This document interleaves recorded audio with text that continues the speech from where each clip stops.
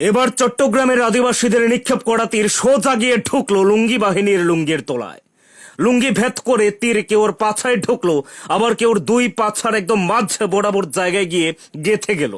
তো এবার আসুন আসল গল্পে। কদিন ধরেই ভারত পাক যুদ্ধ নিয়ে লুঙ্গিস্থান অতিমাত্রায় লাফাচ্ছিল। তাদের জোশ এতটাই ঊর্ধ্বমুখী যে হঠাৎ করে গাজার নেশা করে তারা সিদ্ধান্ত নিল এবার চট্টগ্রামের পাহাড় ও আদিবাসীদের লুঙ্গি পড়াতে হবে। তাই কয়েকশো আধুয়া লুঙ্গি পরে রিক্সা করে কেউ কেউ আবার হেলিকপ্টার স্টাইলে লুঙ্গি ঘোরাতে ঘোরাতে চলল পাহাড়ের দিকে। অপারেশনের নাম হালকা বাতাসে লুঙ্গি আকাশে। কিন্তু পাহাড়ে উঠতেই তারা বুঝে গেল এটা তো ফেসবুক নয়। আদিবাসীরা তো নিনজা, ফুসফুস করে আসে আবার ফুসফাস করে চলে যায়। শুরু হলো উদম কেলানি। তারপরই খুলে গেল লুঙ্গির গিট। লুঙ্গি একদিকে, বাহিনী লুঙ্গি ছাড়াই ছুটছে অন্যদিকে।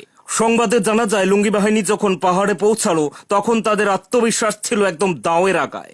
আমরা লুঙ্গির তালে পাহাড় কাঁপিয়ে ফেলবো, এই স্লোগান চলছিল মুখে মুখে। আবার কেউ কেউ বলছিলেন হালকা বাতাসে লুঙ্গি আকাশে। কিন্তু আদিবাসীরা ছিল প্রস্তুত, তাদের হাতে ধনুক, চোখে নিশানা। এক সদস্য বলল, তীর মানে তো সেই পুরানো টাইগার তীর, খাইতে মজা। হঠাৎ আওয়াজ এলো সুইং। একটা তীর আসলো এবং লুঙ্গি ভেদ করে একদম ঢুকলো পশ্চাৎ দেশে। আরেকটা তীর আসলো যেটা দুই পশ্চাৎ দেশের একদম মাঝ বরাবর গেথে গেল, এবং আরেকটা তীর আসলো লুঙ্গির ফাঁক বলে এমন জায়গায় যেটা কাউকে বলা সম্ভব হচ্ছে না। আরেকজন চিৎকার করে উঠল, ভাইরে, তীর তো পকেটে না, পেছনে ঢুইক্কা গেছে। কেউ কেউ তীরে লাগা জায়গা খুঁটিয়ে দেখতে গিয়ে আরো লাফাচ্ছে। তীর পিঠ, পা, এমনকি বুকেও ঢুকে যাচ্ছে। শেষে বাহিনীর ক্যাপ্টেন বললেন, এই পাহাড়ে আমাদের লুঙ্গি সিস্টেম কাম করছে না, চলেন সুপি সুপি কাইটা পড়ি। সবাই নামতে নামতে আবার পেছনে লুঙ্গি ধরে হাঁটছে, তীর যেন আবার পেছনে না ঢুকে যায়।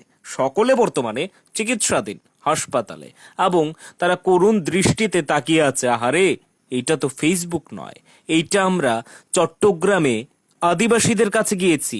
এই ভুল তারা আর কখনো করবে না। এবার ভাবুন তো, এই গজমূর্খের দল কিভাবে চিকেন স্নেক দখল করবে।